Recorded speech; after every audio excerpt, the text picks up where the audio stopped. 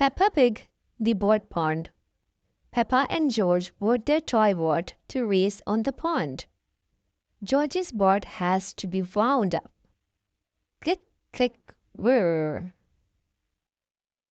My boat doesn't wind up, says Peppa, looking for the winder on her boat.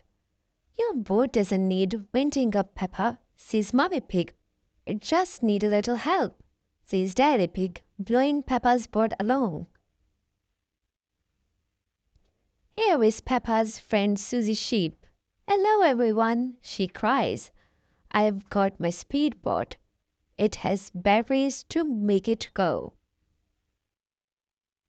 Rebecca Rabbit arrives with her mummy. I wish I had a boat, she says. I've got an idea, says Daddy Pig, picking up his newspaper.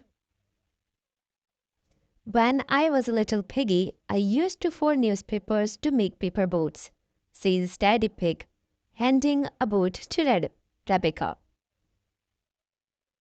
Squeak! Thank you, Mr. Pig, says Rebecca, placing her paper boat on the pond.